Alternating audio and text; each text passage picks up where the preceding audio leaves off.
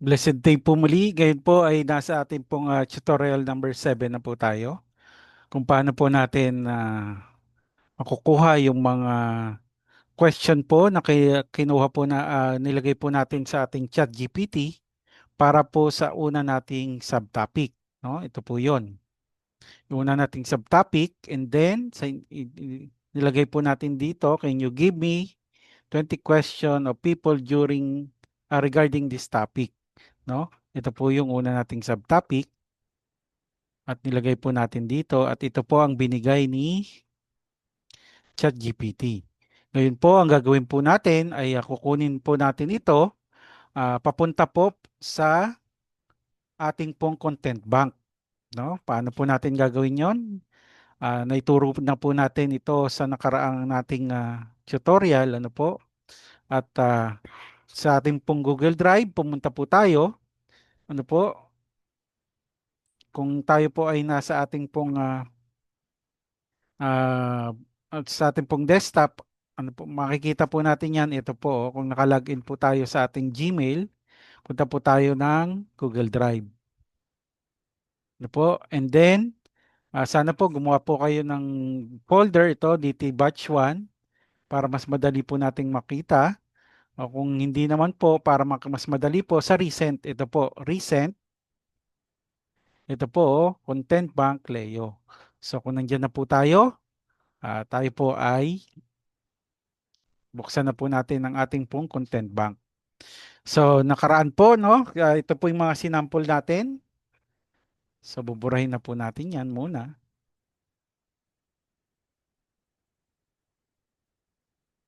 Ito po yung una na mga subtopic, no?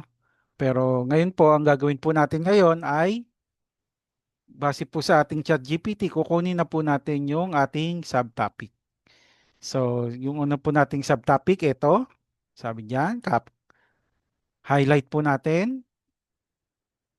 Left click po, tapos i-drag po natin. Control C sa ating keyboard, right click naman kung sa ating mouse, copy, and then lagay po natin sa subtopic number 1, ayun po, no?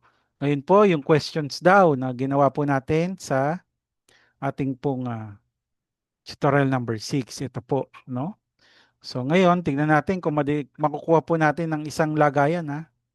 So, yan lang naman po yan. Ilalagay natin 1, 2, 3, 4, 5 hanggang 20.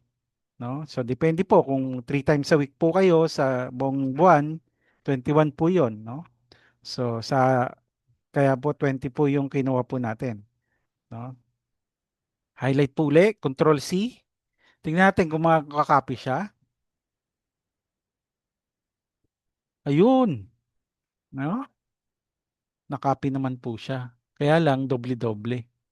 Yun, no, may space. So Control Z natin.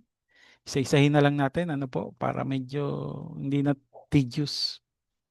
Control C. Control B, ayun, Control C. Ayan, para maano rin po kayo, masanay po kayo sa paggamit ng mouse at keyboard. Control C, Control B, Control C, Control B. Number 5 na po. Control C, Control B,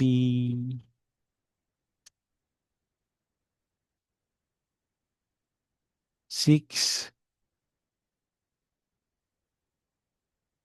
Kung gusto niyo naman, kung talagang tinatamad tayo, Control C natin uli. Tapos dito, 7. Control B. Oh, mali.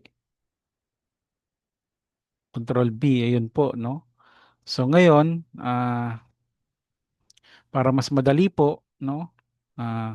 Right click, delete, delete row.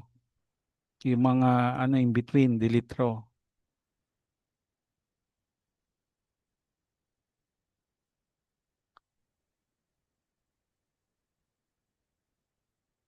Yung tinuro naman ni Pastora, highlight natin, Control X, Control B, Control X, Control B,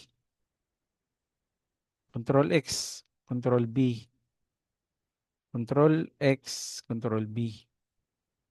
Control X, Control B.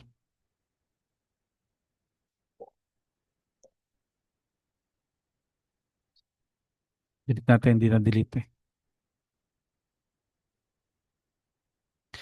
Control X, Control B.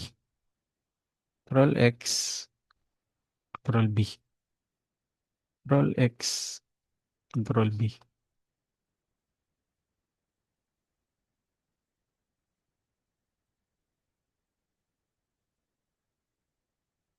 Control X, Control B. Control X, Control B.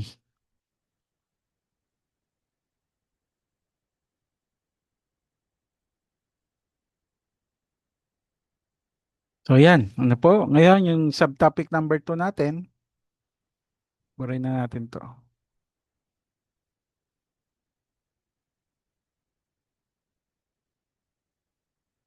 Delete rows. Ito yung subtopic number 2 natin. Ano po? So yun lamang po. Yan na po yung ating mga questions po. Nagagawan po natin ng script at gagawan po natin ng video. Okay po. See you po sa ating next tutorial. God bless po.